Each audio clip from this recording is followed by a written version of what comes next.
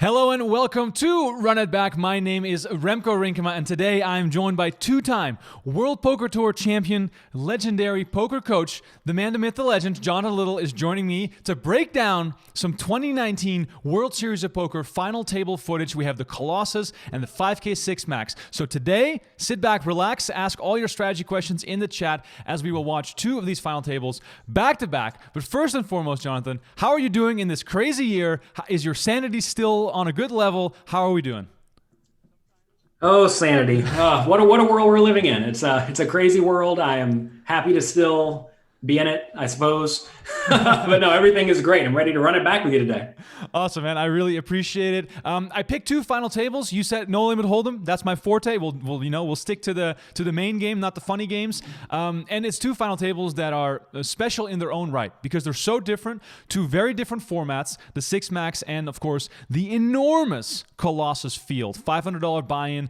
450K up top, which is obviously, one of the best possible ROIs you can hope for when you're a poker player. And also, for the people that are watching, the Colossus, this first final table, that might be one where you're at the final table in a few years because that's attainable for most of us. ATM, it'll give enough to play this tournament. 5K 6 Max, maybe not.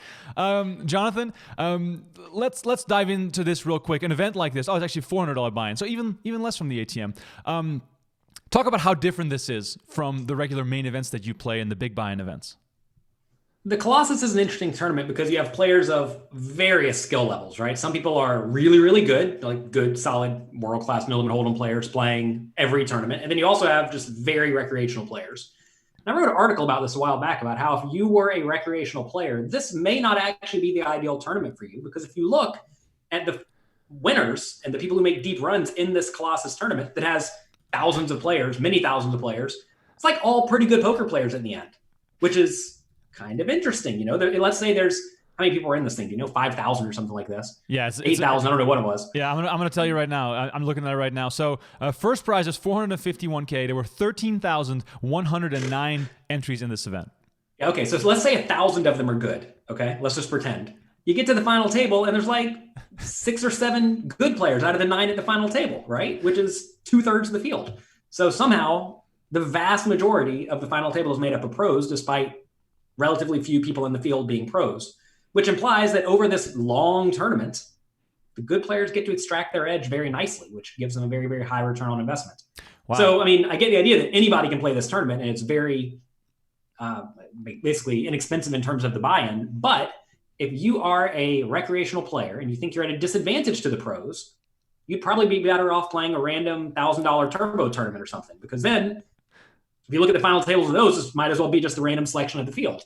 So it's kind of interesting that you see in the turbo tournaments with worse structures, the recreational players doing substantially better than they do in slower structured tournaments like this. Because this is something like a 5-day tournament, right? It's like a kind of slow tournament. It is, yeah, definitely. It's 40-minute levels, which for this buy-in level is amazing. By the way, the first hand that we see here, Andrew Barber, a good friend of mine, raising it up with the pocket jacks. Coleman going all in with King Jack of Hearts. And then we have Miller involved as well with the Ace-7 suited. So plenty of... Miller, you got to fold here, man. You got to fold. Yeah, Ace-7. So look, Barber's raise is fine. Kalman's all in is fine. Notice here he has 26, or I'm sorry, he has 17 big blinds. But then, whenever you're facing a raise and a jam, you can be pretty confident the jam is pretty strong. And the raise is probably something reasonable. I don't know how Barber plays at all, but I know he's a very, very strong poker player. So you're against a strong poker player raising from early position. Kalman going all in, he must have something. A7 suited is going to do very, very poorly against that range, right? You're essentially in bad shape against the all-in shoving range, unless the all-in shove is absurdly loose, which there's no reason to think it would be. Right. Obviously, it gets back to Barber. He's going to have to make the call, I think. Yeah. Really, like no world where you can fold here for 17 big blinds. Yeah, and Barber has him covered by quite a margin, and with quite a margin, I mean 11 bigs. So clearly the stacks aren't very deep here. You know that at a final table you have to run good to ultimately have a chance to win. So that's all part of the game. But Barber could not have asked for a better situation here with the jacks against King Jack of Hearts. Let me direct my attention real quick here to the chat on both platforms. We are live on Facebook and YouTube. Don't forget to like this video, subscribe to our channels if you enjoy this content. I really appreciate it. And today we are giving away a PokerGo hoodie. You know what? We'll do 2. We'll give away 2 PokerGo hoodies. All you have to do is let me know in the chat, Facebook or YouTube, doesn't matter, who your favorite poker player is and why. We'll pick 2 people. We have our wonderful staff behind the scenes keeping track of all the entries. At the end of the show, they'll let me know who's won. We'll do a random raffle. So it does not even matter if the reason why you love someone isn't, some elaborate poem. Just let me know who's your favorite poker player in the chat. We'll do it all through the show as we see Coleman picking up an open-ended straight draw here on the turn. And flush draw. And also the flush draw. Wow. And the hearts. The super nuts. He went from almost dead to 41% equity. It's good to go from almost dead to 41% equity. Hello, everyone in the chat. Hope you're having fun. Let's listen in here.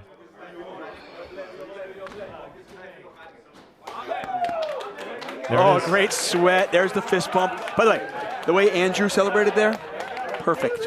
All right, that's Andrew Barber knocking out one of the players from this $500 Colossus final table. So once again, let me know in the chat who your favorite poker player is. We'll raffle off 2 PokerGo hoodies on the show today. Along the same lines, let me know where you're watching from. We have an international crowd on the show every single week, so why not this week? Let me know where you're watching from. We've been crossing off the list, probably up to over 100 countries that have tuned in over the last few weeks as we see a little casual handshake here as Barber rakes in the chips. Jonathan, as a poker coach, how much do you watch live poker? How much do you use this sort of stuff to, get material for your courses and for your books and all this sort of thing? Or is it more so focused only on your personal experiences? I mean, I definitely watch a decent amount of poker on TV. I'm mainly trying to watch people who I play against on a regular basis. So that's more of studying the opponents to some extent and seeing what other people who I think are very good are doing, as opposed to, like trying to pick up reads on random players or trying to see what the random players are doing, because I don't know who any of these people are for the most part. And for the most part, most of my study of poker comes from talking directly to my students, because they're able to tell me how they think, and they play at various levels, right? Because people find me and they're already very good, or they could be very novice. And I get to learn and talk to people in real time, because like right there with the guy who was thinking about calling with ace-7, I have no clue what he was thinking right there, right? But I know he was thinking about something, and it would be great to be able to sit down and talk to him. And that's kind of what I get to have happen every day when I'm talking to my students. They get to tell me, I have ace-7 suited here. I have an ace. I think it's pretty good. This guy's been loose. But then I can just override all of that with under the gun raised. This guy went all in. You don't have a very good hand, so fold, right? So it's good to be able to actually hear the thought process that's going through their heads. Yeah, exactly. And I feel as though it is just as important to, study all the material as well as talking to people about why you're doing certain things. So if you're watching this from home, always ask yourself, why am I doing this? Why am I raising? Why am I folding? Why am I calling? Those questions, if you can't answer them, it's probably good to get back into the lab and start studying. All right, we have tons of people in the chat going absolutely nuts, letting me know who their favorite poker players are. We're getting lots of Tony G, Phil Ivey, Gus Hansen, Phil Hellmuth, a lot of the familiar faces, Daniel Negreanu. Of course, Jonathan Little is in the mix. I appreciate that as well. Lots of shout-outs. I see lots of my regulars in the chat as well. Wisco Barron, as always, watching. I appreciate it. Brad Taylor with us. All right, Brad Taylor says, Jonathan Little. Reason? Because he's on your show right now. Exactly. This is very clever, very smart. All right.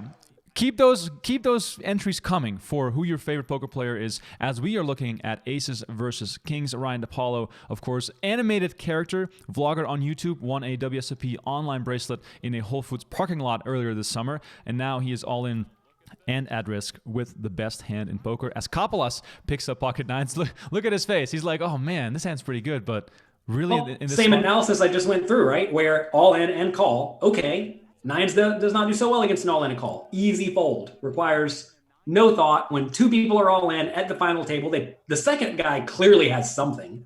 Even though Ryan Depaulo is a degenerate gambler, he's still going to have something from early position. So you got to fold. So good, very, very good fold with the nines. And you see, you let it go pretty easy. Yeah. Which is good. You don't need to sit there and hem and haw about it and waste everybody's time. And this was very unavoidable for Park. He's just right. going to lose here. But the interesting part is that, Kapelas looks at nines and he's like, oh man, this hand's so good, but I know I can't play this. It's just like this look of defeat on his face already. And, he did not get out of line. He folded the nines quicker than the earlier player who had ace-7 suited, because, Kapelas knew that this was not the right moment for him. Correct. All right, what else do we have going on here? Wow, chat's been wild this morning. I really appreciate it. Lots of Ivy. Phil Lock, we have Tom Dwan as a reference as well. And Greg David Stidham says Greg Merson, I like his story and his 2012 win. Probably one of the most amazing stories in poker in the last decade or so. Recovering from a serious drug addiction and winning both the 10K 6 Max, the WSB main event, and Player of the Year all over the stretch of just a few months. All right, aces versus kings, all in. Jack-eye flop, 2 spades out there. Running spades will be good for Park. Worth mentioning.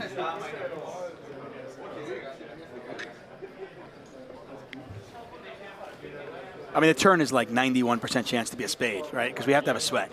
There's always a sweat here at the World Series of Poker.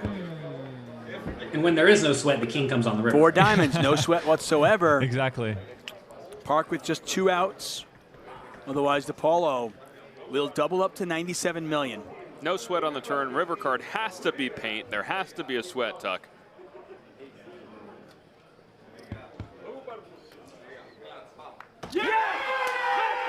It is not paint, and in fact... All right, there's the aces holding up. As a tournament pro yourself, once you're all in and you're ahead, does your adrenaline skyrocket because you're like, oh my God, I can win this massive pot? Or is it a feeling of like, well, we've done all we can, now we just wait for the showdown? This is going to sound bad, but I don't really get an adrenaline rush from playing poker unless I'm playing against someone who I perceive to be substantially better than me. And I guess that makes logical sense, right? Like you're playing against people, everyone's listed here in the chat, right? You're playing against some of these world-class players and like, oh my God, this guy's probably a sicko. He's maybe can see through what I'm doing or whatnot, right? And then you have to revert to just playing good GTO, and they probably play good GTO better than you anyway. It's like, okay, you're just going to lose. And that's always a tough spot, but that's when I get excited. I don't really get excited when I get all in or anything like that. I try to play properly bankrolled to where if you win, it's nice, don't get me wrong, but it's not going to be life-changing. Now, I understand when you're playing a tournament like the Colossus, where I think if you busted in 9th place, you get 150 buy-ins or something silly, right? So, I mean, first place is many, many buy-ins. I understand that sometimes the bankroll considerations get a little bit funky there, but I don't get too excited when I'm playing because I think getting overly excited results in you not thinking clearly, and when you don't think clearly, you may make errors. Right. And the goal is to just play well and not make errors. Look at Depaulo. He's so lucky. God. He gets aces, then he gets kings back to back. That is exactly the dream life there. And Lopez all in with just 12 or 11 big blinds with Queen 9 here. You mentioned that only when you play. Oh, we missed it. Park went all in with the ace queen. Lopez had the Queen 9 and folded. Okay. Oh, I see. Okay, that makes graphics tricked you. Make a little bit more sense. Park all in and at risk against Depaulo. But yeah, let me ask you. So you mentioned only when you play against players that you consider to be much better than yourself. Do you have memories of specific players that intimidated you either early on the tour or nowadays when you play in these big events? Are there certain names that come to mind? I mean, I remember playing with Patrick Antonius a long time ago in a tournament in Cyprus, and I had the nuts and was deathly afraid of who knows what. And I had another time against Phil Ivey where I had the nuts and I was deathly afraid. I don't even know what I remember I had quads against Phil Ivey at the LAPC. And I'm like, why am I so excited here? I remember thinking it's so stupid that your heart's beating so fast. You have literal quads. Like, what are you worried about? You're going to win this hand. And you play against people who are legends in the game and you get excited about that. Yeah, that makes total sense. Of course, your career in big tournaments dates back, more than a decade and a half almost. Like you've been around for a long, long time. Your first WSOP caches go back to 2006. Give us a little bit of background while we watch this showdown with plenty of outs here for Park on the River to stay alive in this event in the Colossus. Give us some background on how you ended up entering, your first big live tournaments, because obviously it's quite a step from being a grinder at home to all of a sudden, putting down thousands of dollars to play in these live events as the straight comes in for Park on the River here. Parkour got parked, as Wisco says. Indeed, indeed. So whenever I was 18, 19, 20, I played a bunch of sit and goes. Between the time I was 18 to 21, I turned my $50 initial deposit into about $350,000, playing mostly $200 buy and sit and goes. And I already had a decent bankroll, so it was just a matter of showing up and buying in and playing. First year I played live, I did not do particularly well. I actually cashed the first 2 tournaments I played. Thought, oh my God, this is gonna be so easy. But then I just break the rest of the year. So I lost 150K or something. Wow. But I studied, found friends who were good at live tournaments. I played sit and goes, which is very different than live tournaments.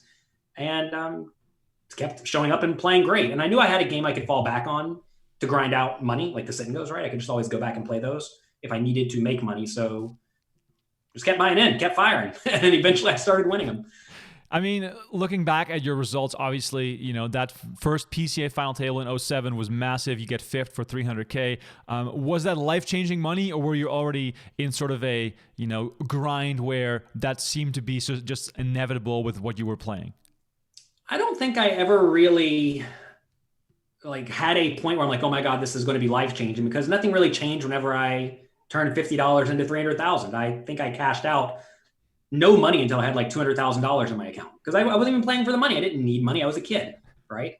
So I had a job. I was making $10 an hour. That paid my bills, and I was playing poker. And the goal was to make my score go higher, my bankroll.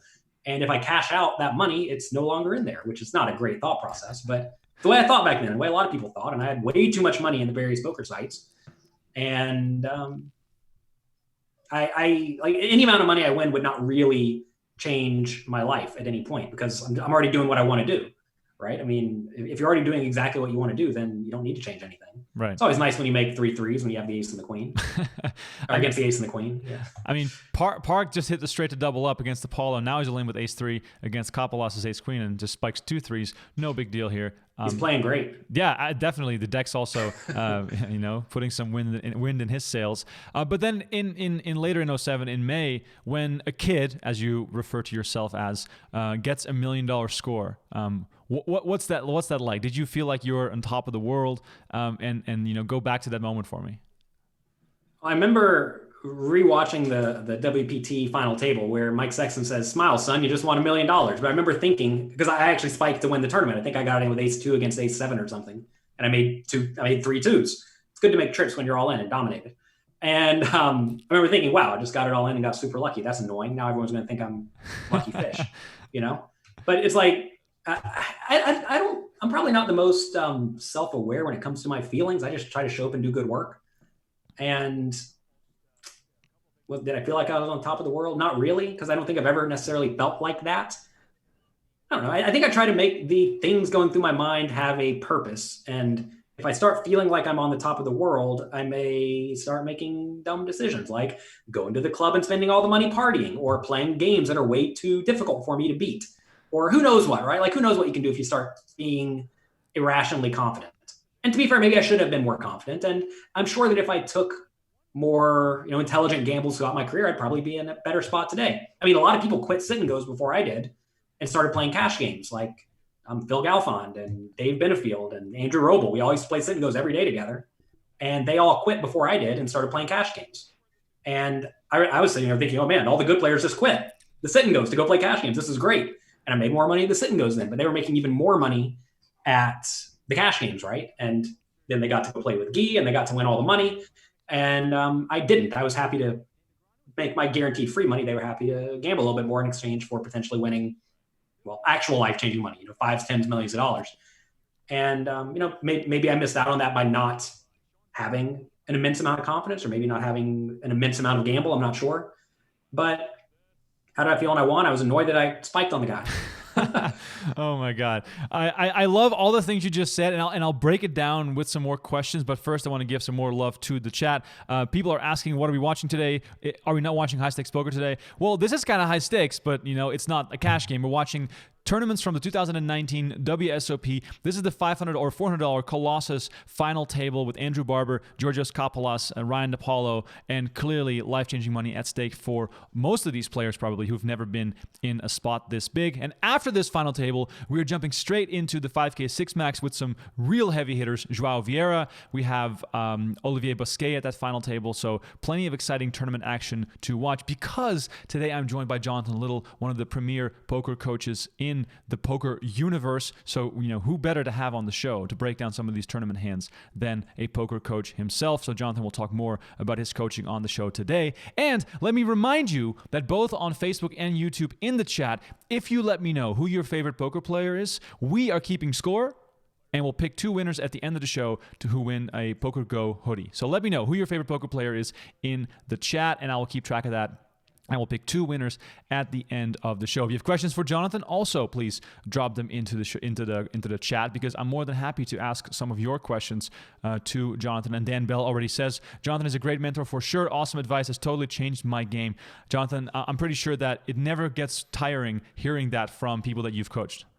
It's very nice. I work hard to try to help other people improve their poker skills, enjoy poker more, and win more money from poker. And I'm always glad to hear when people are crushing it and doing great and perhaps changing bad habits or mindset issues, right? Right. You mentioned who my favorite poker player, or who the favorite poker players are. You mentioned Joao Vieira. He is one of my favorite poker players. I've been battling with him for a long time on the EPT circuit. Before I even knew who he was, didn't know he was like one of the top online tournament players. And he loves to bluff me.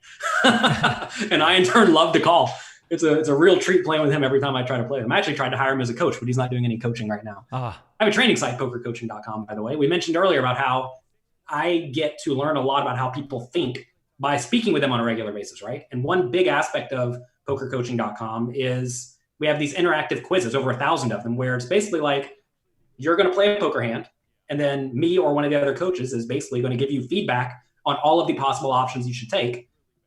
And then you get graded on the hand, right? So you learn where you're playing well, where you're playing poorly. And like, let's say you're bad at the river. Let's say you can go make sure you study on the river and get good at that. And people can sign up for free, PokerCoaching.com/free. You might as well. If you're stuck at home with nothing to do, you're watching this show, so clearly, you might as well check out PokerCoaching.com/free. Exactly, yeah. So, someone said earlier, was I working at the airport while I was making substantial money? And the answer was yes. I quit the airport eventually because I used to work the graveyard shift. And then when you work the graveyard shift, you would only really work like 2 or 3 hours per night doing routine work. And if an airplane came in, you'd have to fuel it up and make sure they're in good shape. And that only happened like 1 out of 10 days or something at nighttime. So one day I was playing 4 $200 sit and goes, and this helicopter came in that it was like an ambulance helicopter. So I had to go fuel it. Like I could not say, wait 30 minutes. Sorry, I'm playing $800 worth of sit and goes. So I had to like give away $800 to go fuel the airplane and then come back and you're blinded out, right? That happened 2 days in a row. So I lost $1,600 working at this $10 an hour job. I'm like, okay, well, this is probably not a good strategy anymore. So I quit that at that point. I probably had, I don't know, 100K to my name or something at that point. It's not the full 350, but the job was a good job because it was like a safety net, right? Even though it wasn't a great safety net or anything, but it was an easy job. I got to play and study poker for 5 hours a day and then work 3. It was great. It was perfect. It was optimal. Definitely. And to be fair, when I worked at the job, though, normally I worked the regular shift, the daytime shift where you were busy all day. And I realized, all right, how do I get to do the things I want to be doing while still having this job, which was study poker and get better at poker? And the answer was adjust your schedule, work the graveyard shift. And that way you can learn an additional skill while you're doing your regular routine thing. And right now, I know a lot of people have a little bit more free time because of COVID. Maybe you're laid off. Maybe you are working from home. So you have time that you save by not commuting, etc. Spend that time getting good at something. Maybe it could be poker, learning a language, getting in shape, whatever you want to do, right? If you have an extra hour or two, there's no excuse to not be improving some skill right now. Absolutely. So make the most of your time. I think that's awesome advice. And, we did not talk about this before, but I really have done that this whole weird pandemic year. You can see the bike in the back. That's actually my girlfriend's bike. My bike is on the home trainer right next to it. I've been getting good at riding bikes because I had so much extra time and nowhere to go, nowhere else to spend my money. So all of a sudden I got pretty decent at that. And for poker, it's the same thing. I've been watching so much poker. For the people who are just tuning in to Run It Back for the very first time, this is episode 72. And we started this show when the pandemic first hit, and I watched the 03 main event final table with Chris Moneymaker and the 04-05 ones with Raymer and Hashem. So we've done tons of high stakes poker and all that stuff. And talking to you, Jonathan, and other players has really, I think, upped my game because I'm actively thinking, I'm asking questions, I'm trying to decide, oh wow, could this be a good play or not? While we see Park all in again, he's been all in, I believe, 5 or 6 times at this point. First time he got it in good, I think. yeah. Which is probably going to be the right situation. Yeah, it's probably out now. Yeah, exactly. There must be some runner combo that can still send him to the rail. So yeah, I really appreciate that. I think that the pandemic is the perfect time to learn how to play poker a lot more. 40-year-old Virgil says, presenter looks like a spitting image of an actor. Maybe you're thinking of Ewan McGregor. That's what I get a lot. Ewan McGregor is one of the guys from his, was it Star Wars or Star Trek? I'm not too big in those movies, but that's what I hear. Sebi says, John Little. Star Wars? Okay, good. Is one of the best minds in poker. His breakdowns are one of the reasons I've managed to do so well as I have, which is awesome. It's great to hear that. Jonathan, going back a little bit to what you said earlier, on how some of those, guys you battled with in the sit and goes, the Andrew Robles of the world, moved over to cash games and you stuck to sit and goes. And then you also mentioned how you never felt as though you were on top of the world when you won $1 million. My question from that is, do you think that mindset and perhaps a bit more of nittery inside of you has helped you, prolong your career, make smart decisions, and stay at relatively near the top? Or do you think that you've missed out a lot on opportunities because of this approach? I think it has ensured that I've had about as close to a 0% chance of going broke as possible, but that maybe should not be the actual goal, right? Because let's say you do come into $10 million when you're 23 years old because you gambled hard, and worst case, you go from having 200K to 30K and you can just grind it back up. Right. That was probably the right play. I did not recognize that. I guess I was raised to be somewhat frugal, even though I'm not especially frugal in life. It's just more of, maybe that's just the way I was raised to not gamble too hard, I guess. And it was probably an error. Like I recommend my students take intelligent shots when they present themselves, especially if they have a very clear game they can go back and grind. Like if you can go to your casino and win $50 an hour, and then playing like 2-5 no limit, but then a 10-20 game runs because there are 3 drunk guys who have no clue what they're doing, then you should probably take a shot if you're properly bankrolled. Worst case, you lose 2 weeks worth of grinding time because you got to go back and grind up that money again. Best case, you win a ton of money. And it's probably worth it. So I think I should have taken more intelligent shots. And as I've analyzed that more now, I think it's something I missed out on probably. So do you think that the, opportunity to take shots for you has evaporated now, given how the high stakes climate has changed? Or are there still moments and things that you do or can do to take those shots to, take some big swings perhaps? So in the past, the shots a lot of people were taking were playing just like high stakes heads up games against recreational players. In that scenario, you're going to win like 60% of the time or something. So, or maybe more if you play long enough. So if you're going to win 60% of the time, Barber seems unhappy. Barber is not happy, guys. Oh, for the people who missed, when small blind jams, you get the ace-3, make a fine call, and the guy shows up with an ace and an ace. I'm gonna go 0 outs. For the people who are watching, pay attention to this. I'm going to turn off the audio because we got to look at Andrew Barber's reaction here, because this is a pretty standard situation when you're short, someone shoves on you from the small blind, you look down at ace-3 in the big blind. He has only, 5, 6 bigs? So just watch this. Yeah, and of course, Giorgio Capalas had at one point 270 million million you're right, chips. Right, oh, and there's a call. Oh. Ace-3 at risk against aces. Aces versus ace-3. Aces Oh man, so painful. And clearly this is a highlight package of this final table. So Barber must have been bobbing and weaving, trying to find a good spot. They're 5-handed, playing for a ton of money. You're waiting for that spot, and then all of a sudden you run into aces in the worst possible scenario. Even being up against kings would not have been that bad, but of course aces is a complete crusher there. Only 6%, as you can see on the screen. Shout outs to everyone watching. Korhan, Jose, Tom, Sheppy, Raj, Lance on Facebook, all chiming in. Please let me know where you guys are watching from. I really appreciate it. Craig in the chat on YouTube going strong. Thanks, Craig, for engaging with us so much and giving all your thoughts. What else we got here? We got Patrick in the chat. Kevin. We got some Koreans in the house. South Korea, Mr. Park. I love it. I love you guys all watching. I really appreciate it. This is He's still live on the turn. He would have signed for that before the flop when he saw. For sure. Normally you're just dead. Normally you're dead on the flop. Close enough to dead. Exactly. But it looks as though we're going to lose Andrew Barber here in 5th place. 6 of diamonds on the river. Andrew Barber exchanging handshakes. Always a gentleman. Has to be really frustrating. Obviously. As we say goodbye to Barber in 5th place. We have a question here from YouTube. Dafrido is asking, John, what's your most memorable poker hand that you remember playing in? That's another tough one. I don't have a very good memory when it comes to specific poker hands. I actually carry around a notebook when I'm playing poker and write down all the hands I play throughout the day, because I cannot remember a hand from an hour ago. I don't know why. It just does not work so well for me. And the thing is, I think a lot of people think they have good memories of hands, but they end up forgetting a lot of relevant points. Like they'll get stack sizes wrong or the cards on the flop wrong. And I would rather just write it down to make sure I have it correct, right? That way I can analyze it correctly away from the table. And I don't really have any insane memories of hands besides spiking with the ace-2 against ace-7 to win a WPT. I remember that one.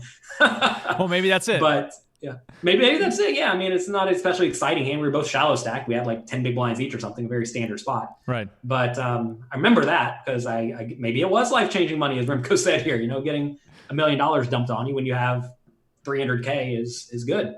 Jonathan Little is so modest that he's apologizing for winning $1 million in the World Poker Tour. He's basically apologizing, saying, I should not have won that hand.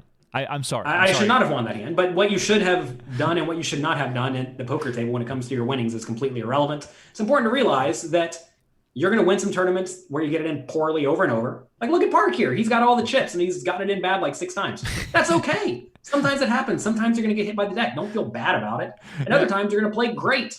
Like Barber there just called it off with the ace-3, played great. Some super nits make the fold, but he got maximally punished, right? Yeah, it happens. You know what you signed up for? This is a poker tournament.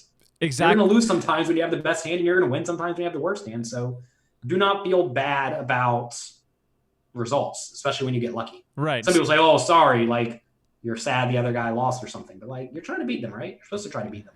Yeah, please, if you're watching this, never, ever, ever apologize for knocking someone out because you're not really sorry. You just sort of feel awkward about it, but you're definitely not sorry. It's a weird thing because like I think people could have an immense amount of like empathy for other people because they know how that other person feels. Like you'll be playing in some games where somebody will get all in and half the table will say, good luck all in, which kind of implies, I hope that other guy loses, right? Yeah. And if you're the other guy and they're all in and everybody else at the table's telling the other guy good luck, it's like, come on, what the hell?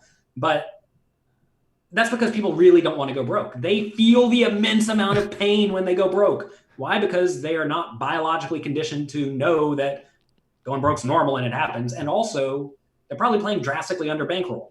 And whenever you're playing for all of your money and you go broke, it is terrible. It should feel bad. But if you're properly bankrolled and you play in games where you think you have an edge and you understand the variance you're going to encounter, you'll be A-okay. Exactly.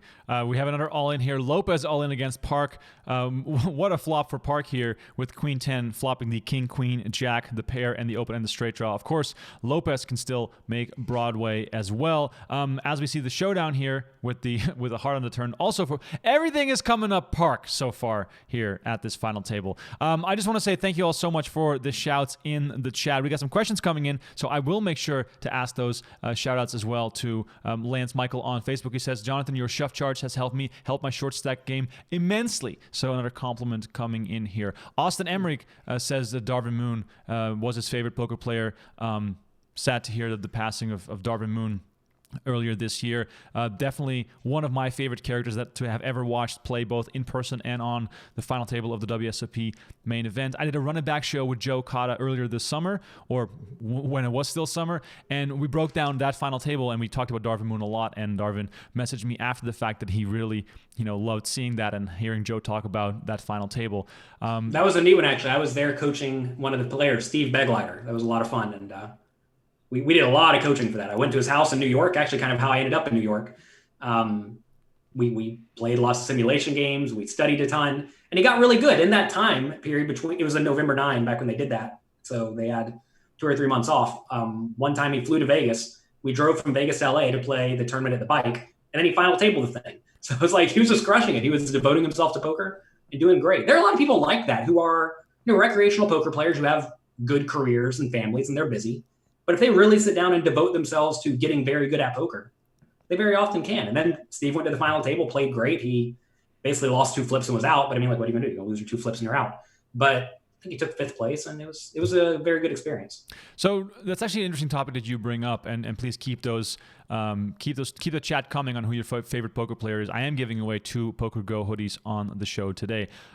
Talk to me about the learning curve of someone like a Steve Begleiter, or for that matter, myself or any of us recreational players watching this right now. How good can you really get in a period of, let's say, 3 months, and clearly this pandemic year would have been a good time for us to study in that sort of way, because it's almost like a big November 9 break where poker will resume next year. So we all got time to study and brush up, and then we'll come back into play. So how good can someone really get in such a short span of time? I think you realistically can get pretty good pretty quickly if you study the right things and you basically follow a reasonable regimen to get good at poker. What a lot of people do, in my mind incorrectly, is they just sit down and play a lot of poker. And you'll get better by playing a lot of poker, but you won't get as good as you can as quickly as you can if instead you were, studying from many of the best players and the content that they have produced. So if you are actively learning how to play your range in various scenarios and you learn a good fundamentally sound strategy, you're going to get good very quickly. And that actually does not take all that much time. It just takes finding the right content and learning from it. Take a look at this hand here. Colossus limped small blind with pocket aces. If he just raised or jammed preflop, he would not have gotten it all in the spot. Instead, he got it all in great shape because he got a little tricky and limped. This is a spot where it looked like Depaulo was almost suspicious of him preflop when he limped. He's like, why are you limping off this 8 big blinds, 10 big blind stack? But I like the limp a lot. Especially if your opponent views you as someone who may limp with junky hands, which may result in them shoving sometimes.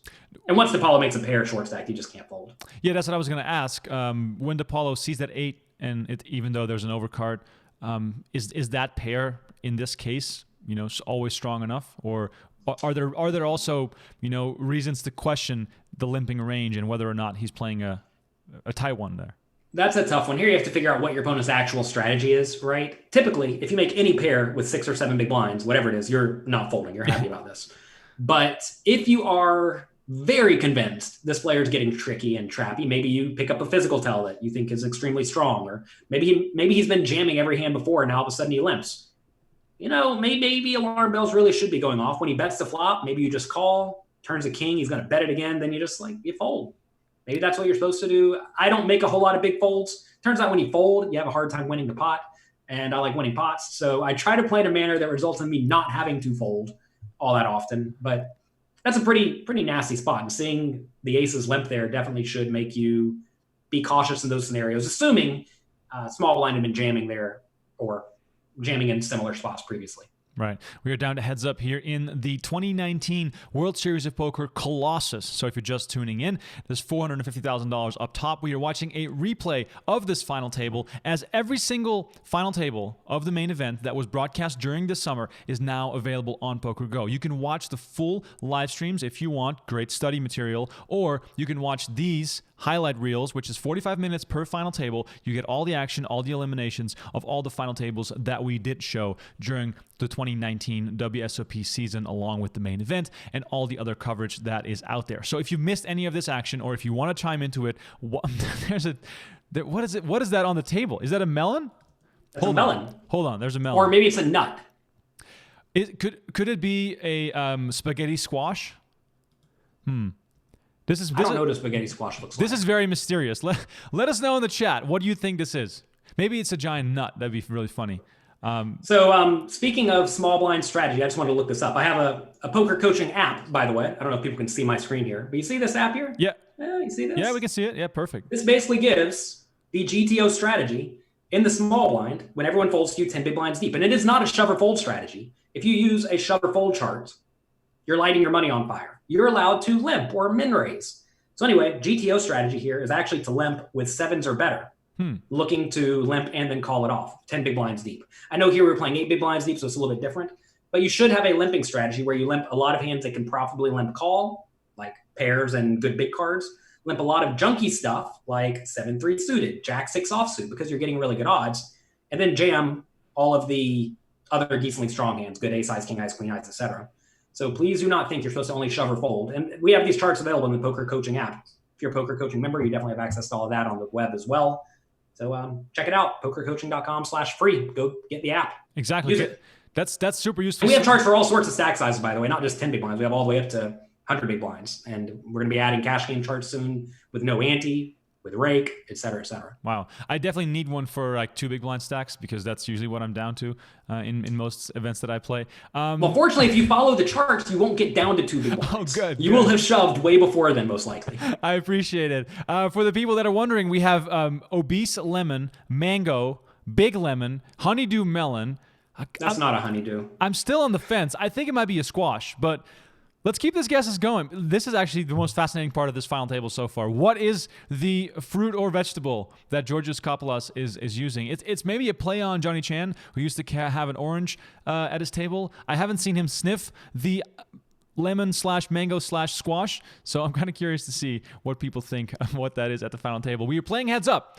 It's Georgios Kapoulas against Park from South Korea in the Colossus. And for people who are wondering what is going on here, we are watching this final table, and then we're diving into the 5K 6 Max, which of course is one of the toughest events of the World Series of Poker. Jonathan, talk to me a little bit about the adjustments that you have to make when you go from playing, usually full ring events all throughout the year, and then you dive into those 6 Max tournaments that, aren't on the menu as often as the full ring ones.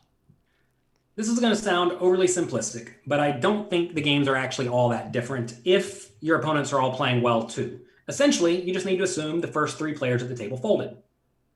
So, first 3 players at the table fold. We're in the low jack seat, button cutoff hijack low jack, and then we're just going to play our regular strategy.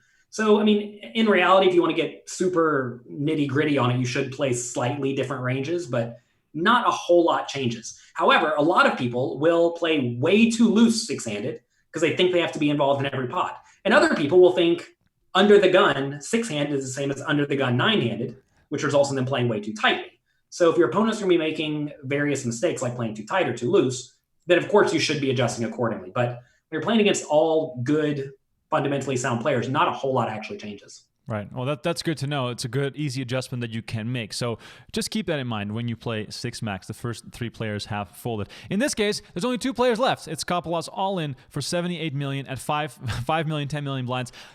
I've never played blinds this big before. 10 million big blind is kind of insane. Park, considering the call here, he has a massive chip lead and only needs to call about 8 big blinds. King 2 offsuit's a tough spot here. It's probably a reluctant fold, especially if your opponent's shoving a little bit too tightly. I think most people probably shove a little bit too tightly in general, but yeah, I probably just fold in the spot. What hand would you be comfortable calling with here, given the stack sizes? King 2 suited for sure. Okay. King 6 offsuit, King 7 offsuit, definitely. So like this is on the borderline for sure. Right. It's not a slam dunk call by any means. The thing is like you're always roughly 50-50, maybe a little bit behind. You're usually a little bit behind though. So you're calling off with 45, 43, 44% equity, give or take.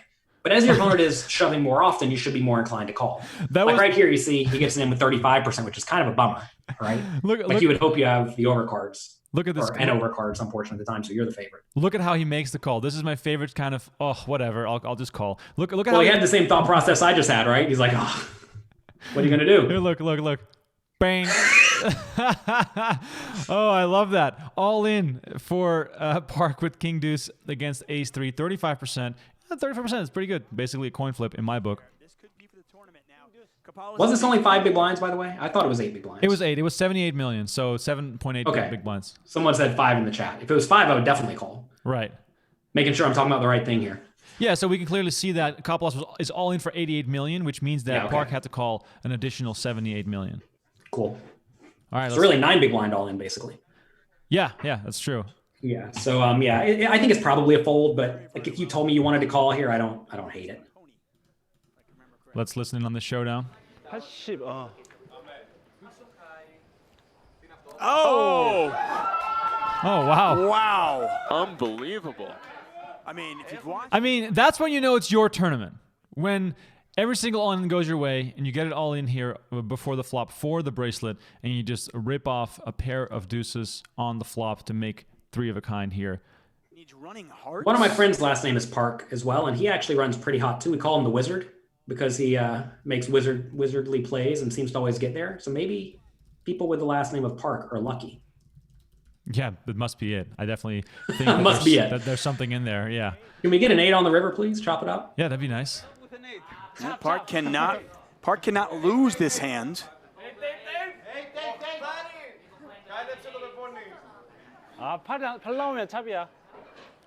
Let's see the river card. Se-Jin Park from South Korea looking for his first bracelet. He's one card away.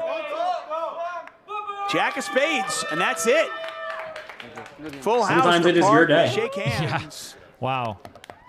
This is the best example of when it's your day, and you're unstoppable. Se-Jin Park wins $451,000 in the Colossus. You can watch this entire final table and the live stream on PokerGo if you want to. And a question I want to ask everyone in chat right now, because we've seen Park run so hot. Tell us when you had a day like that. Tell us the story of the worst bad beat you put on someone, or perhaps you ran so hot in the tournament that it was over before the first break and you just busted everyone. So let me know your story in the chat of your luckiest day or luckiest hand. I'd love to hear the stories, and I'll read off the best here on the show. Let's see what else we have here. Tim Turner says, I think it's a papaya, going back to the item that Colossus was having there on the table. People are agreeing with him on that. Definitely got to investigate. Might have to get Colossus' phone number to figure this out, because I'm very intrigued by this. Let's see what else we have going on here. Well, I will say that, so I've had 2 WPT wins, right? And one of them at Foxwoods, I basically just had a solid chip lead the entire tournament. Never really was at risk too much. Everything was a nice, easy, smooth sailing win. But in Mirage, the first time I won, at the end of day 1, I got it all in with a coin flip, lost, got down to 6 big blinds.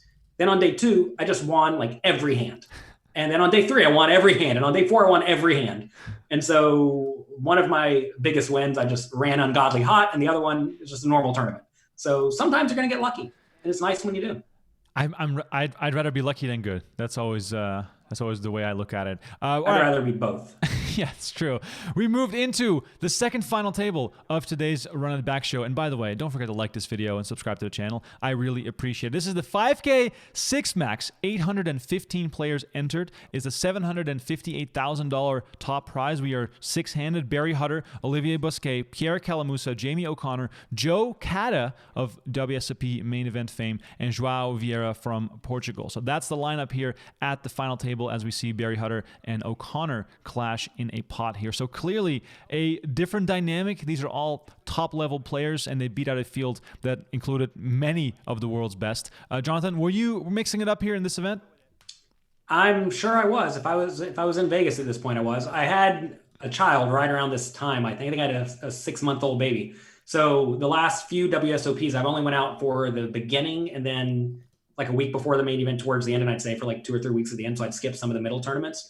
But I think the 5K 6-handed is usually one that I make it back for. That's often the first one I make it back for. I actually final tabled this event. I don't know when it was, 2 or 3 or 4 years before this one, I guess. So yeah. You should have picked that one, Rim. Come on, man. I know. If I had the footage, I definitely would have. That would have been great to show. Back to your final table in was it the 10K 6-max, or was it the 5K as well? I don't know, man. I think it was 5K. Yeah, I found it. It was 2013. They all bleed together. It was 2013. Eric Lindgren got his first bracelet in that one. Lee Markholt. There was another 5K as well. There were 2 of them. Oh, I'm thinking of the one before that, but yeah, I guess there was another one. I don't know. I'm telling you, all these things, they just kind of bleed together after a while. Yeah, but you were also at a stacked final table. Like I said, Lindgren, Markholt, yourself, Connor Drynan, who was still very young back when he made that final table. Ryan D'Angelo, Andrew Roble got 7th place back when Roble still was playing 5K, so it's a very long time ago. As we see Barry Hutter. 7 years ago, goodness gracious. Yes, and Barry Hutter depart here in 6th place. So we're down to 5 here at this final table of the 5K 6-max. Keep your questions coming for Jonathan in the chat. James Foster says, an unlucky yellow vegetable. Yes, we'll probably settle on that. Korhan saying, I never had a day like that where everything seemed to click. So please keep your stories coming in the chat. I love to read them out and keep you guys involved in this show. Wow. So in that 5K that I final table, not the one with Lindgren, but the more previous one, again, I forget exactly when it was. Must have been 2016, I think. I was at the final table, and that was actually the day I launched one of my books called Excelling at No Limit Hold'em. Actually, Olivier Busquet, who's at this final table right here, is an author in that book. So if you want a heads up chapter by Olivier Busquet, one of the best heads up players in the world, check it out.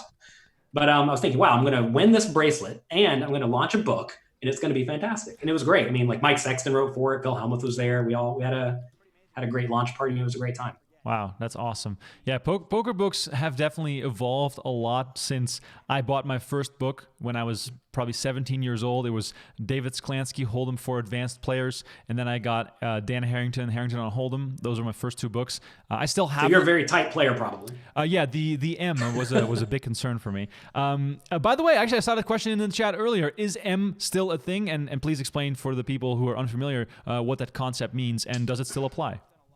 I have literally never thought or used the term M. I think because whenever I started playing sit and goes, there were no antes back then, and it wasn't really a concern. The idea of M is that you want to ask, how long can I blind out before I have to play a hand? Yep. But like that thought process of how long can I blind out never entered my mind. Like I'm not sitting here trying to blind out and wait for a good hand. So it is a way to essentially estimate how many orbits you can go before blinding out, which is a metric you can use. It's never the metric I used, or never the metric anybody I talked to used.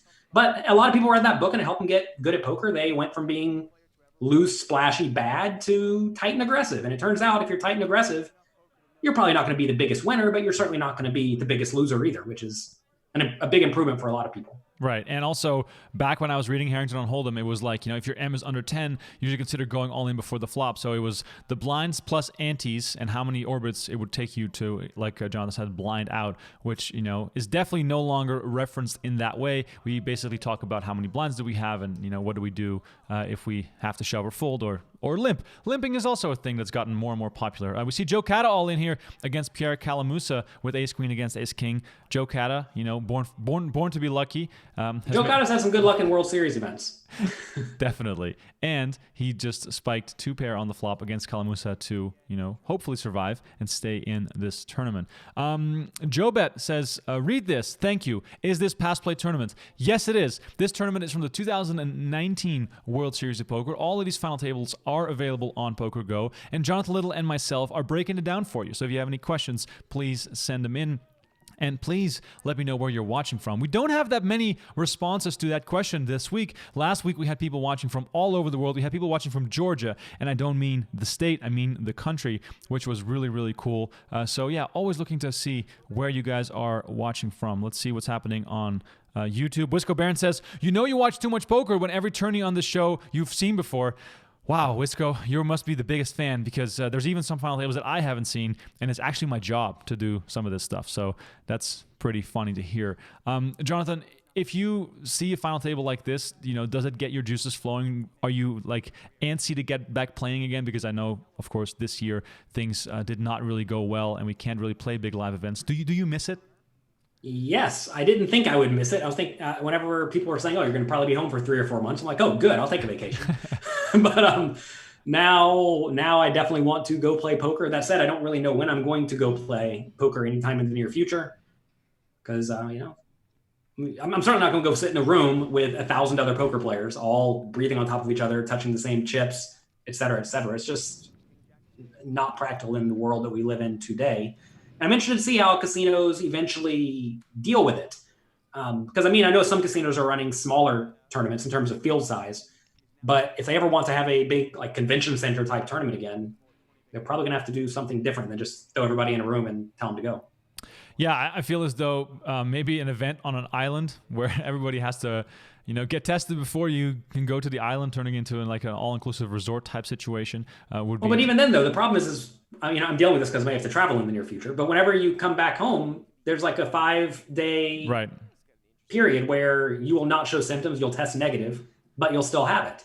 So if people go to the island, they test negative, they could still have it, and it shows up a few days later. So I'm hearing. And if that's the case, then that strategy doesn't even work, right?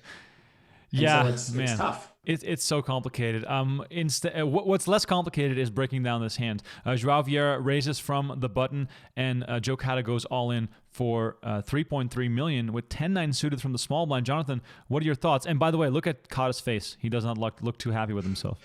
I love the play.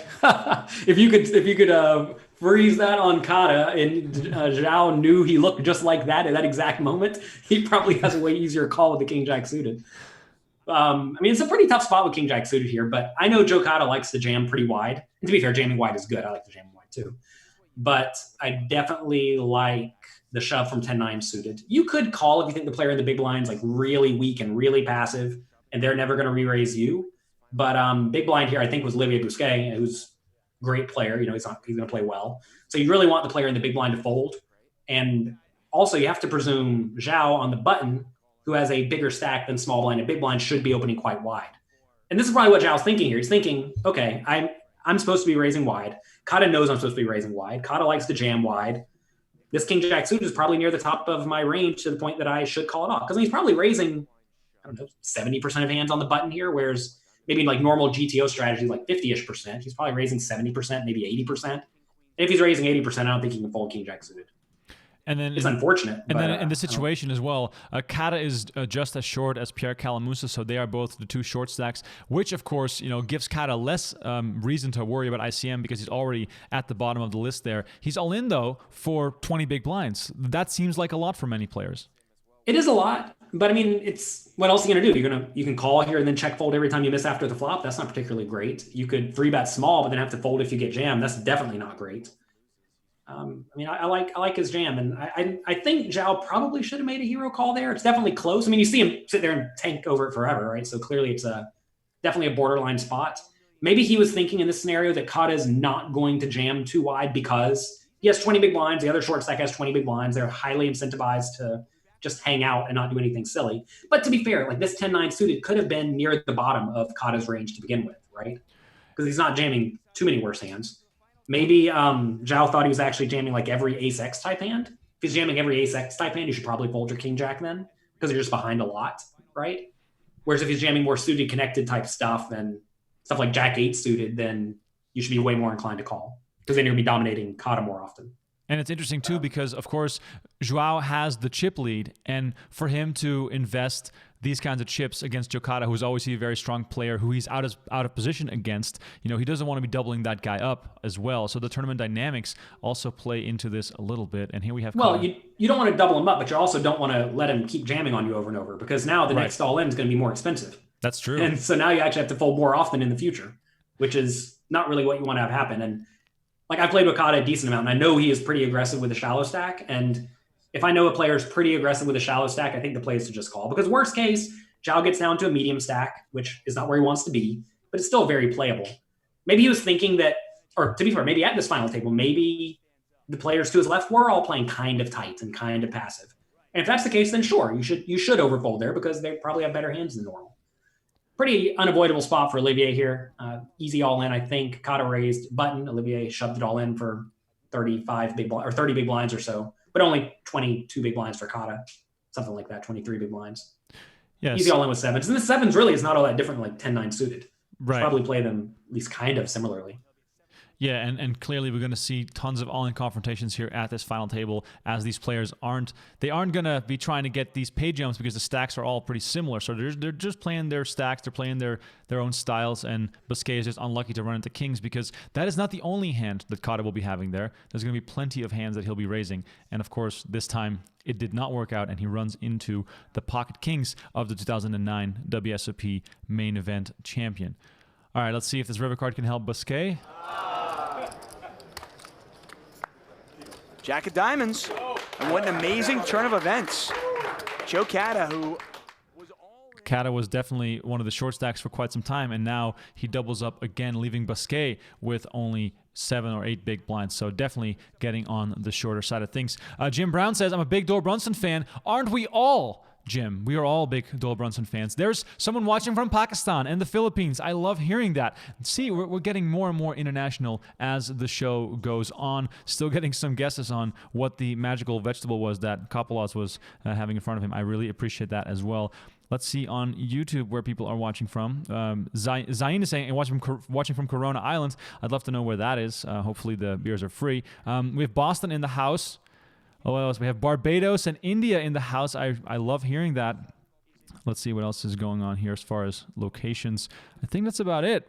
Not as many as last time, but I do. No one's here. What can you do? I mean, yeah, I know. Come on, everybody, and call your friends. We still have a little bit of time left in the show. Let's get some people here from countries we never heard of. Exactly. Oh, we have Serbia in the house. I appreciate that as well. All right. Also, the competition is still running. I'm giving away 2 PokerGo hoodies to people in the chat, Facebook or YouTube. We'll draw a random winner. Let me know what your favorite poker player is, and at the end of the show, we'll pick 2 winners, and we'll send you a PokerGo hoodie. So please be in touch with us and let us know in the chat. Canada in the house. I appreciate it. Jonathan, this year has been crazy. No live poker. But does that mean that you've been focused more on creating new courses, working more with your students? Have you been able to put more time into all those other projects that probably usually, have to take a back seat from your own play sometimes? So I had already had my life set up pre-coronavirus where I was playing poker live about 1 week per month. I'd usually travel somewhere to play a big live tournament series, ideally overseas, so I can play online a lot. And I would basically just play a ton of poker in a week. Then I would come home and I would work on various projects, right? So the fact that I had to stay home now 4 weeks out of 4 instead of 3 out of 4 didn't change things a ton. I did start playing online on Sundays a lot. And so now instead of, traveling to play 7 days a week, I'm playing, or 7 days a month, I'm playing 4 days a month. And I mean, that's something I knew I wanted to do because I have 2 kids. I wanted to stay home with my 2 babies and take care of them, right? Be a good dad.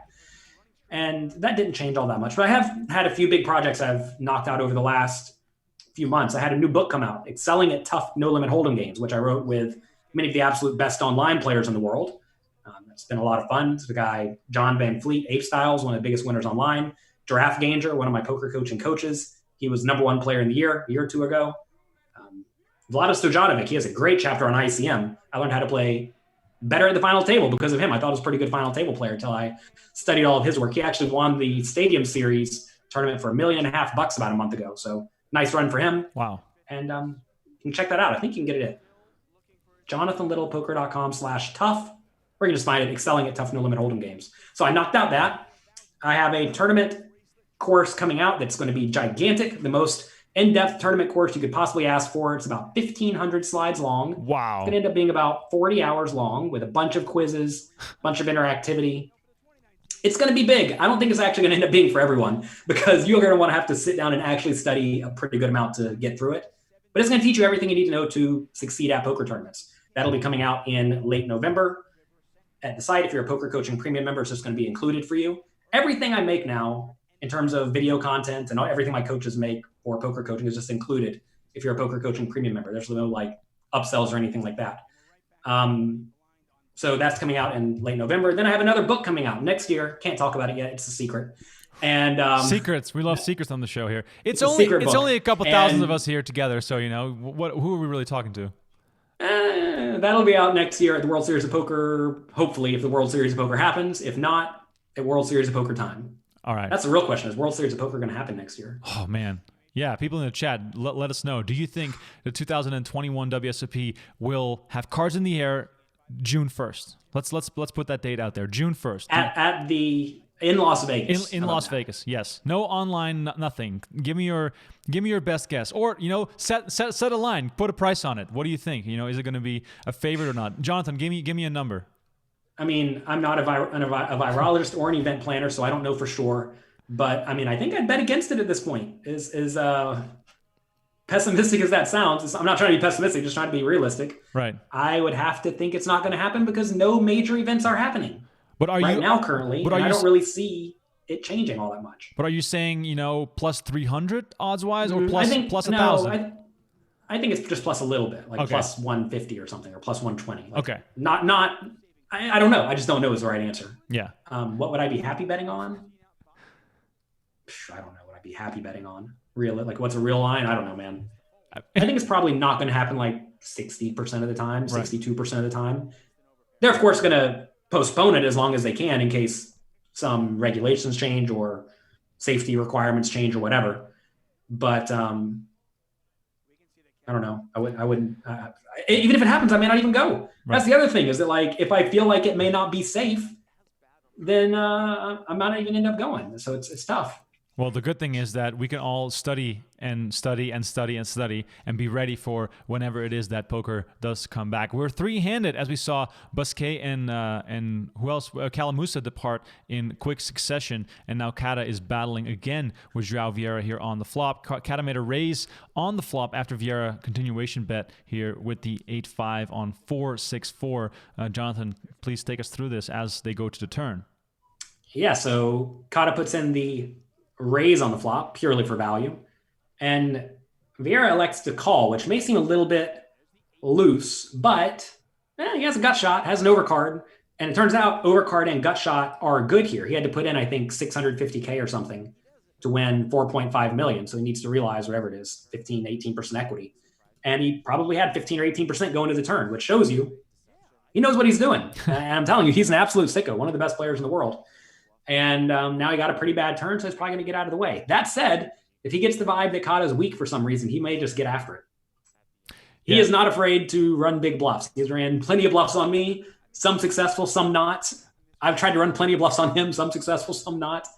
He's a treat to play with. I love playing with him. Even though, so normally when you're playing against someone who you think is just definitively better than you, you don't really like playing with them if you're trying to make money. But he provides a good experience too. He knows about all sorts of things. He used to be a basketball player. Would you believe Joao here? Really? Short guy used to be a basketball player. And he's the man. I like him. The interesting part about Vieira, and if you're watching this at home, please pay attention to his body language when the action is not on him. So right now the action is on him, so it's clearly thinking about what to do. But when Cada was thinking just now, Joao was just staring him down, trying to look into his soul and figure out if there's anything he can pick up, whether it's a tell, whether it's something in his behavior. And in this case, he has to give it up because it's tough to continue there. But Vieira, a very, very intense player, definitely would not want to be the person staring back at him. Let's have a look in the chat here. Mike Parker says Justin Bonomo is one of my favorites. Total tournament crusher. Juna Lee says love PokerGo from Philippines. We love the Philippines, so that's a good connection there. Belgium in the house as well. Lots of love for Phil Ivey. I've heard of that guy. He's pretty good. What else we got here? We have Pierre saying no poker games before 2022. Well, Pierre, I hope you're wrong, but there's definitely a path towards that. It's definitely there possible. are a lot of other games kind of like poker that have basically canceled everything until 2022. Like right. Magic the Gathering. It's a children's card game I enjoy playing, and they basically canceled every major tournament until 2022. Everything's just online. And I think if your game can be reasonably played online, people are just playing it online. Yeah. And poker can reasonably be played online. I mean, it's certainly not, it doesn't feel like the same thing, that's for sure. You don't get to go out, see your friends, play live poker, go out to nice dinners afterwards, etc. But I think we may be canceled for a while. Yeah.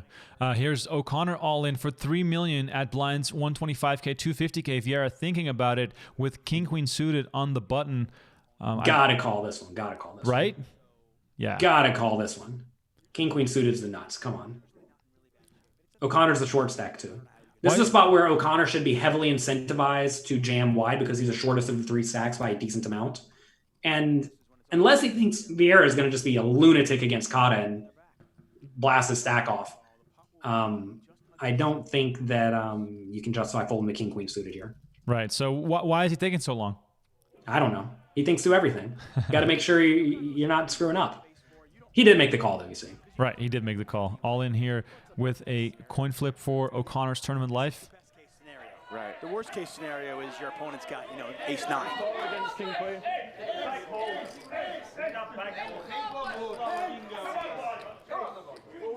The Brits against the Portuguese. Good rail here for this final table. Controlling the rail. Yeah, listen, Bob. Whenever there's an American rail, it's like almost no people on the rail. But if you get people not from America, everybody from the country who's in America shows up to rail. Oh man, it's so funny. Americans are good at many things, but being fun and engaging fans is not one of them. The only chance That's not nice. The only chance you guys have is either USA or defense, which is not very exciting. Yeah, well, sounds about right. See, he has nothing to say. He's cornered. I know you're a big soccer fan yourself. I agree with you. I don't know any chance. I know literally zero chance. There you go. But yeah, I mean, God, I love this sort of World Cup type atmosphere whenever there's an international crowd at a final table. It always makes for an epic scene. We see Jay Cody and Ludovic Gaelic on the rail there for O'Connor as he awaits his fate here on the river. Of course, they get Joao the queen. Well deserved. Make a good call. You deserve the queen. Clubs. All right. 9-ball corner pocket. There it is. Down to heads-up play here between Vieira and Joe Cada. Two massive names, very accomplished players. Always good to see those guys go heads-up because it's so much fun to break down their play. Jobet says, please shout out Philippines. I think I've mentioned Philippines 3 times by now, but I'd love to do it again. I really don't mind. Korhan says, Fedor Holtz is my guy. Appreciate you, Korhan, entering the competition. What else do we have here? Lots to talk about whether or not the 2021 WSOP will happen. We'll just have to wait and see. Some more favorite player mentions on YouTube. Scott says, my favorite player is Stu Unger, legend of the game, Stu Unger, obviously. And we're going to have his 1997 WSOP main event win on PokerGo pretty soon. We're working on getting that footage optimized because, clearly it's from a long time ago, so we got to make sure that's all up to the standards of today as far as we can sort of make it look a little bit better. So that's going to be happening in the not so distant future. We have some love for Todd Brunson, Doug Polk, Davida Kitai, Phil Locke, Stephen Chidwick, all some very good names, and of course more love for the man himself on the show today, Jonathan Little, two-time WPT champ, and of course poker coach. Appreciate all of the love. Let's see, Tony G gets some love. I appreciate that. Kevin says, Magic the Gathering, I wouldn't say is for children considering how much it costs. Every hobby can be expensive as you want it to be, I guess. But that is very true. I have many thousands of dollars of Magic cards sitting right here behind me. So I understand that. That said, you can play Magic the Gathering for basically $0. Right. So it all depends on how you want to go about playing it. Just like poker. You can play poker for infinite money or for $0, whatever you want to do. So it's up to you. Yeah, exactly. Now, you may say, but I can't play competitively at the highest level for $0. Can't do anything competitively at the highest levels for almost $0. Hate to break it to you. Yeah, so, it's very true. Just how it goes. If you're going to compete with the best are usually willing to spend lots of resources to get good at that thing, whether it be time, money, effort, energy, like whatever. They're willing to spend what they need to spend to get good at things if they care about it. Wow. Poker is no different than Magic the Gathering or chess. Chess is a good example, right? You may say, you don't need any money to play chess, but got to get a chess coach. Got to get the best programs. You got to spend some money to get good at anything if you want to get good at any sort of decently fast pace. Otherwise, you're going to just be substantially behind everyone who is willing to spend resources to get good at something. Look at this hand, by the way. I don't want to interrupt you, but this is about as big of a clash as you can get in a heads-up battle here. Cada or Vieira with the middle pair and open and straight draw. Cada with the top pair and the gutter ball. Yeah, big hand. So I suppose Joao raised pre-flop, Cada called, check. From Cada, bet on the flop. From Vieira, call. Right, looks like he may raise. I think raising's fine. Calling's fine too. I think I would typically call here, but that could certainly be wrong given the 5 doesn't mind protection. Right. How strong is top pair, top kicker in a heads-up battle? Are you okay getting it in here for stacks? I mean, you're certainly not folding, especially not with the ace of hearts and the gut shot straight draw. There's no way in the world you're folding here. Now, the question is, how good is middle pair here? Because middle pair is a hand that if you go all in and get called, you're going to probably be behind, right? But if you keep the pot as small as reasonably possible, you're probably going to be in decent shape. However, this is a spot where Cada could definitely have all sorts of random heart draws, all sorts of random gut shots, and you don't really know which outs you have to fade going to the turn. Because a random 9 could be bad whenever he has Jack 9 of hearts, right? Typically, I think when you have these medium strength hands, I typically lean towards calling and playing it slowly because by the river, you're most likely going to have a marginal made hand, a 4-3. And when you have a medium strength hand, and that's what you're most likely going to have by the river, you typically want to call. Also, calling with his hand is pretty nice because sometimes you make an effective nut hand by the river when you make a straight and your opponent's not going to see it coming as easily. And we discussed this a lot at pokercoaching.com about how you play your premium hands and your draws generally aggressively, and you play your marginal made hands and your junk passively. And this is an example of a clear marginal made hand with a draw, but the marginal made hand is often what overrides the way you play the hand. Right. And even if it is susceptible to being outdrawn here. Right here, you do have to worry about a lot of draws, and you are going to have a tough time playing turns and rivers. But right here, notice Vieira can easily call any turn bet, right? Pretty much no matter what Cada does, unless he rips it all in, you have a pretty easy call. And if he does rip it in, probably should still call anyway, because you have some number of outs even when you're behind. Tough spot, though. I think Cada's hand probably counts as a marginal made hand on the flop. I don't think I would check raise it, but it's certainly a reasonable play. And in this case, with a king on the turn, Cada has to really think, I guess, are there many kings in Vieira's range that connect with the flop? And the answer is probably no. So well, he could have all the flush draws. Right. He could have, with the king, he could also have king 5, king 4, king 3, king 2. Right? He could have all those. So he certainly has some kings. So he doesn't have a ton, but he does have some. But would it be fair to say that Cada has a similar amount of kings in his range? Sure. But I mean, the thing is he doesn't necessarily need to think about how I play my whole range here. He needs to be thinking, how do I want to play my very clearly now marginal made hand? Okay. Because if the majority of your hands that you check raise on the flop are marginal now, you should just be doing a lot of checking and only betting with your best hands in your draws. So right here, Cada should probably be betting with his probably kings and better and flush draws and straight draws and checking all the medium strength hands. And when you check the medium strength hands, the plan is to not fold them if you face a bet. The plan is to stick around with them. What a lot of people do wrong is they bet with every hand that's good and they check every hand that's bad. And when they check, they're just super easy to play against because they're going to fold, right? So here, Vieira asks if we should turn this hand into a bluff now. Because if you bet turn small and then jam river, there's a reasonable chance you can get a hand worse than a king to fold by the river. I don't think that would be...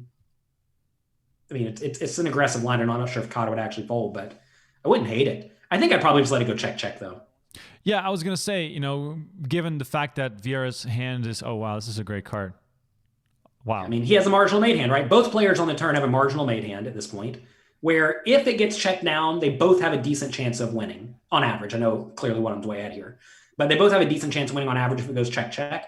But if they bet and get raised, or if they bet and get called, they're both somewhat likely to not be in amazing shape. So should Cada bet this river or check? I think it's probably just a check, especially against someone like Vieira, because he may just randomly rip it in with some bluffs here. If you knew your opponent was very straightforward and would never bluff you here, then value betting the two pairs very free. Like, you should be value betting here if you know you're never going to face aggression from bluffs, because when you bet and get called, you win most of the time. But when you bet and get raised, you fold, right? Because you're against the straight. Against a very, very strong world-class player, though, you have to be careful making thin-ish value bets on the river. And maybe this doesn't count as a thin value bet. Maybe it's just good enough to bet. But you have to be careful in this scenario betting with too many good but non-nut hands against a world-class player. How much of Cada's thought process right now, because we're about to see Vieira raise because he made the straight, how much of Cada's thought process has to be that the ace is also a great card for Joao to bluff, and therefore he might have to call a raise because of the situation being quite optimal for Vieira to make a play like this? Yeah, so here you want to not block the obvious bluffs. So what are obvious bluffs for Vieira? It's going to be mainly hands containing, I guess, a 6, right? So you really don't want to have a 6 in your hand. There really aren't a ton of obvious blockers, though. So when there's not a ton of obvious blockers, that doesn't really matter, I don't think. You don't really want to block random hearts. You want Vieira to have random hearts in his hands. You don't especially want to have a heart, but the ace doesn't really matter because an ace isn't going to raise you anyway. So the ace of hearts is not a real blocker. Like, you don't necessarily want to have like queen of hearts, jack of hearts, 10 of hearts, because those are cards you'd like Vieira to have in his hand. So, like, if you put me in the spot, I mean, I don't hate the call. I mean, I'm telling you, I would call every time against Vieira. I don't even think it's a hard call. It's unfortunate because he loses, but like, whenever you bet this river and you don't bet using an especially big size, you're kind of inducing bluffs. And I know Joao is not afraid to bluff. So, and we can clear. But this is why I wouldn't bet to begin with. I would just check the river and check call. Because that way you know you're inducing bluffs. Because here, Cada doesn't necessarily know if he's induced a bluff or not, right? Because maybe he views this bet size as weak. Maybe he doesn't. I don't know. But I do know he's going to view a check as weak, right? So if he's going to view a check as weak, he's going to consider bluffing at it. Now, to be fair, if Cada checked the river, Vieira very easily could have just ripped it all in for 1.5x pot. And then... still probably have to call it off. So maybe you just end up losing a bunch of chips in this hand no matter how it goes. But, I mean, I don't know. I'm not folding against Joao. And the thing is, like, if you're betting this hand against a world-class player, I don't really think it should be with the intention of folding. But maybe I'm wrong about that. Well, one of the things that is sort of confusing to me is how pained Cada looks, as if he never anticipated in his wildest dreams that Joao could be raising here. Maybe he didn't. Because, to be fair, most people won't. But I just laid it out to you. Vieira loves to get after it. He's a strong player. He's going to put you in bad spots. And to be fair, he just has it. So who knows if he ever actually bluffs here. Right. Vittorio asked, what do I think about the small size versus the jam? I think it's neat. I don't really know for sure. Notice that he almost put himself all in. Maybe this is some leveling play. Maybe he just thinks that Cada has a lot of marginal hands. Because if you think about what you're trying to get called by, it's non-straights, right? So how much will a non-straight call? Maybe he thinks a non-straight is going to fold to an all-in, but call a small raise. Who knows? I don't know Vieira's river raising strategy. And to be fair, I'm not the most well-versed in these kind of bizarre river scenarios where in my mind, Cada should check a lot on the river and be betting very polarized, like either with a straight or with bluffs. Like I said earlier, right? Betting the best made hands and draws. Well, draws on the river become your busted draws, and the best hands are clearly threes, right? For a straight. So if you bet here with a straight, easy call. If you bet here with 7-6, easy fold, right? When you bet with these types of hands, it makes things very murky. But what do I think about the small raise size? I don't know. I think it's cool. I don't know if it's the right play or not. That's the tough thing is like, we're probably not going to have a great sample size of what makes more play, a small river raise here or a slightly bigger all in. Because realize he only had 5 million going to the river, right? Or how much did he have? He had 7 million at the river, and he's raised to 5.2 total. So he only has 1.9 left, which is almost nothing.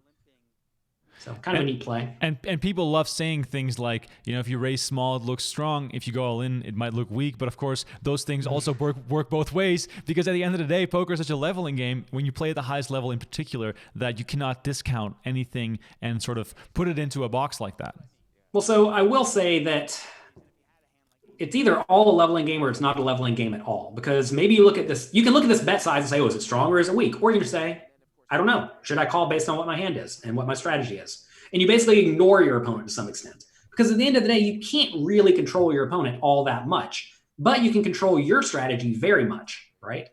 There's a book I helped work on called Modern Poker Theory by Michael Acevedo. He is the GTO expert in poker. Like, he's the man. He knows everything about GTO.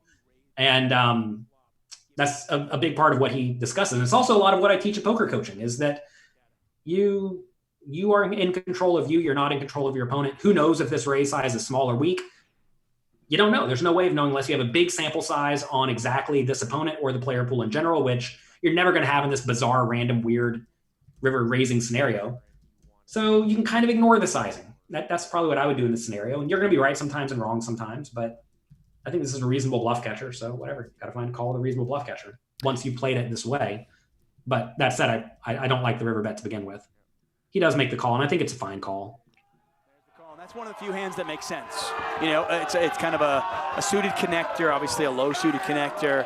One of the few hands that he would check back. All right, Vieira takes the chip lead here. Heads up in the 5K 6 max for the people that are just tuning in. This is Run It Back every single week, twice a week. I have a guest on the show or go solo and watch some epic footage from back in the day. Today we did 2 final tables. The Colossus was first, and now you're watching the 5K 6 max. So if you've missed any of the action, please go back and check out the earlier final table as well. All the footage that we watch on this show is available on PokerGo. So if you're tired of our yapping, then you can go over to PokerGo.com and watch it all with the commentary of the soothing voices of David Tuckman and Kane Callis. Not too bad. I will say, if you like poker, you should be signing up to PokerGo. It's like basically free if you're going to watch more than 1 or 2 hours of poker a week, because it's all the best poker content. It's all there for you. It's a no-brainer if you want to watch poker, right? Exactly. And we have High Stakes Duel. We have High Stakes Poker coming back. We have Poker After Dark coming back. We're doing lots of exciting stuff. We're going to be doing exciting stuff with Jonathan Little, so he might be back on this show. Maybe Jonathan and I will have to do some sort of online seminar or course. If you have any suggestions or ideas, please let us know in the chat or in the comments if you want to see more of Jonathan or if you want to see less of me. I don't mind, be honest with me. Just let me know. But in general, I think we are up for some very exciting months of poker action, as of course we just saw Phil Hellmuth beat Antonio Esfandiari for the 3rd straight time to win the first season of High Stakes Duel. Let me tell you, outright won the first season of High Stakes Duel. Insane, just straight up insane. The second season of High Stakes Duel is going to start off with a massive bang. I wish I could say, I cannot say, but I know who's going to play. If my information is correct, it's going to be insane. And you're going to want to watch. It's going to be on PokerGo exclusively. All right, Ace King, Ace Queen, the biggest cooler possible in this heads-up scenario. Yeah, not much you can do in this spot. I mean, you're just going to get it in. There are a lot of spots where you're playing 20, 30, 40 big blinds deep heads up where both players get a very good hand.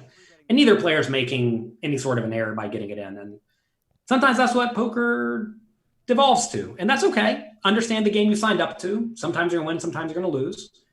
I think a lot of people think poker is chess, where the best player wins every time or the best hand wins every time. But sometimes you win and sometimes you're going to lose. Get used to it. All right. I have the winners of the competition. I have 2 winners, and we did a random draw. And one of my colleagues, Neha, did the draw. And she told me just now that Ethan Hubbard, who set Phil Ivey, and Alex Montoya, who set Antonio Esfandiari, are going to win the hoodies. We will be in touch. We'll maybe messaging you, reaching out, and making sure that you get that hoodie. When you do send us a tweet, at PokerGo or on Instagram. Send us a message of you wearing the hoodie. We'd love to see how it looks. So yeah, there you go. 2 hoodies. Ethan Hubbard and Alex Montoya will be reaching out, so we'll be sending that to you. If you enjoy the content, if you like what you're seeing, please hit that like button, subscribe to the channel. I do this show twice a week, and upcoming on Thursday at 5 p.m. Pacific, 8 p.m. Eastern, it's going to be me solo watching High Stakes Poker Season 6. We're going to keep watching it. I think we're on to episode 7 and 8, so we're going to watch the whole season week after week. It's going to be really a lot of fun. I really appreciate you guys tuning in for those solo shows because, of course, in that case, I need more than just the guest. I need you guys at home to really chime in and make it into a good time. All right, Vieira all in for the bracelet. Cada is at risk. Ace King against Ace Queen, one of those classic confrontations. So while this runs, Jonathan, one more time, give the people at home a breakdown of how they can follow you and what they should be looking out for, and what the latest book is, because you always have so much going on. There's always so much going on. Check out pokercoaching.com/free. I have a training site with all sorts of content there available for you by myself and also lots of other world-class poker players. We have content by Faraz Jaka, Matt Affleck, Jonathan Jaffe, Giraffe Ganger, all sorts of world-class pros. So check that out, pokercoaching.com/free. Costs $0. Don't know what else you want from me. That's all. I also have a new book, Excelling at Tough No Limit Hold'em Games. Definitely check that out. That's also content by many of the best poker players in the world. I have, there's a book I would like all of you to get if you have not. It's called Life's a Gamble by Mike Sexton. It's my job at DNB Poker, the poker publishing company that published that book, to get the content together. And 3 or 4 years ago, I was just like having lunch after or during poker tournaments and drinks after tournaments with Mike Sexton. And every time he had a great story. I'm like, Mike, you got to write a book. You got to write a book. And I kept hounding him about it, and finally got him to write a book. And I'm glad that he got that done. It's called Life's a Gamble. Check that out. It's a great, great book if you love poker stories, gambling stories, golf stories. That's the book for you. And you can follow me on Twitter at Jonathan Little. So yeah, check it out. I'd appreciate it. Perfect. You can follow Congrats to Zhao here. He is the man. If you want to watch good poker content on YouTube, just search Zhao's name and see what you find. He has a bunch of online final tables and whatnot where he battles. I like him a lot. Absolutely. You can follow me on Twitter at Remco Rinkema. If you want to make suggestions for which guests I should have on Run It Back in the future, or if you have specific footage you would like me to break down with a player, please do reach out. Anything that is on PokerGo qualifies to be on PokerGo. So please keep that in mind. And we appreciate all the love and all the shout outs as we are wrapping up this show here this week, as Joao Vieira wins the bracelet and $758,000. Joe Cada, runner-up finisher after being short to start the day, going into heads up with the chip lead, and ultimately, as it goes in poker, it wasn't his to win, but he did get a massive score for nearly $500,000. All right, let's see what else is going on in the chat here before we sign off. I do appreciate you guys all tuning in. Let's see what else is going on. Yeah, one more time, the shout out to Mike Sexton's book, Life's a Gamble. I was fortunate enough to get to know Mike a fair bit over the years, and did a podcast with him as well. Icon legend, idol in many different ways as far as his storytelling and what he's done for the game of poker. So go check out the book, Life's a Gamble. You will not be disappointed. It's an amazing book. Jonathan, thank you so much for being on the show. I think we should do this again at some point. I'm ready. If you're willing to do breakfast time shows, I'm happy to do them for breakfast whenever you'd like. I know you like to stay up late, but no, not for me. I'm an old man. I have to go to sleep at 10 p.m. But yeah, whenever you're ready, I'm ready for round 2. Thanks for having me. It was great. Absolutely. We'll have Jonathan Little back on the show. We'll break down more final table footage. You guys, thank you all so much for watching. This was Run It Back. Back on Thursday, 5 p.m. Pacific, 8 p.m. Eastern to watch High Stakes Poker. Don't miss out. We'll catch you guys on Thursday.